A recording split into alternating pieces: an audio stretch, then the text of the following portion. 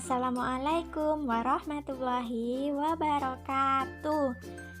Nah, kali ini kita bahas tentang pembelajaran sains dan Islam ya, oleh kelompok 8. Nah, sebelumnya perkenalkan ini dia anggota kelompok kami.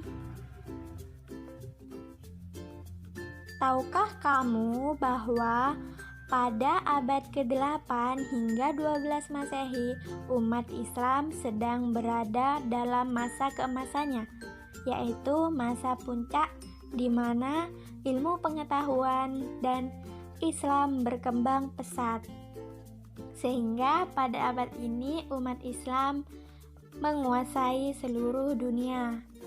Dan muncul pula tokoh-tokoh muslim yang sangat cerdas dan pintar seperti Al-Kindi, Al-Khawarizmi, Al-Razi, Al-Farabi, Ibnu Sina, Al-Biruni, dan Al-Ghazali, serta masih banyak lagi. Nah, apa sih perbedaan sains dan Islam?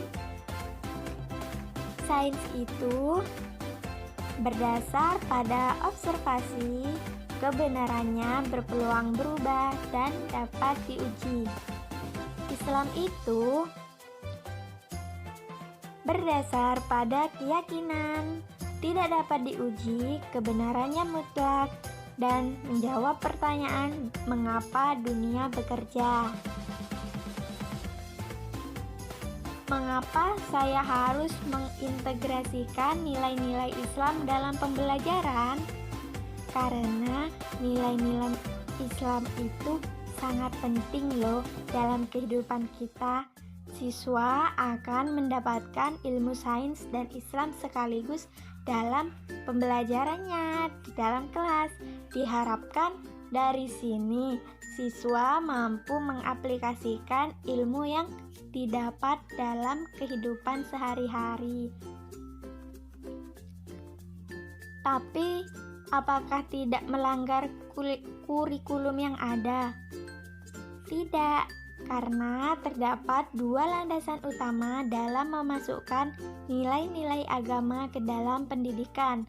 Pertama, Undang-Undang Dasar 1945 versi amandemen pasal 31 ayat 3 yang menyebutkan bahwa pemerintah mengusahakan dan menyelenggarakan satu sistem pendidikan nasional yang meningkatkan keimanan dan ketakwaan serta akhlak mulia dalam rangka mencerdaskan kehidupan bangsa yang diatur dengan undang-undang.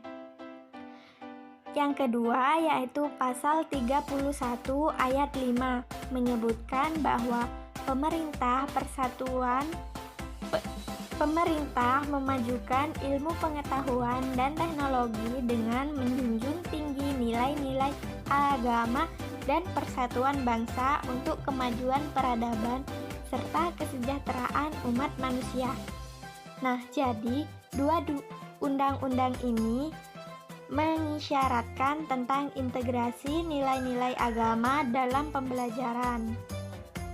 Amanah tersebut membuktikan bahwa tujuan pendidikan di Indonesia tidak hanya mengembangkan potensi dan mencerdaskan saja, tapi juga membentuk manusia yang berkarakter agamis.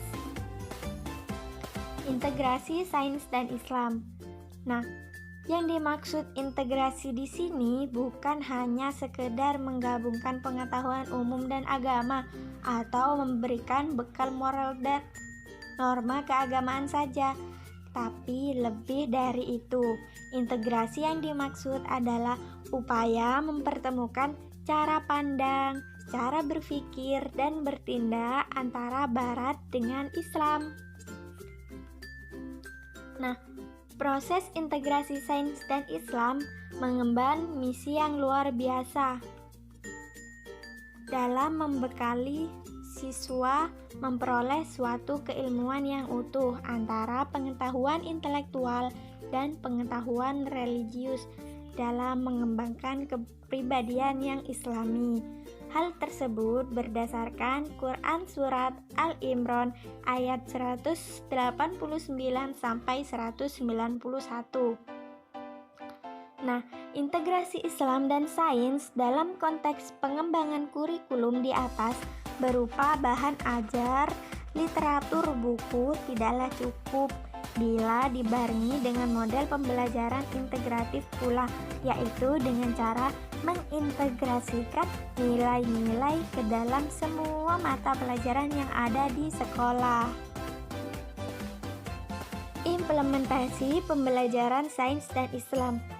Jadi, tugas guru adalah selalu menanamkan nilai-nilai agama dan nilai-nilai moral pada setiap pembelajaran. Tujuan integrasi nilai tidak dapat tercapai tanpa peraturan, indoktrinasi atau pertimbangan prinsip-prinsip belajar. Oleh karena itu, pendidik seharusnya tidak hanya sekedar membekali dan menjejali siswa dengan pengetahuan tentang tujuan serta analisis dari hubungan antara tujuan dengan alat, melainkan juga ilmu agama untuk kehidupan di dunia dan di akhirat. Selesai. Jadi ingat ini ya, ilmu adalah yang memberikan manfaat, bukan yang sekedar hanya dihafal. Semangat belajar dari rumah. Thank you guys.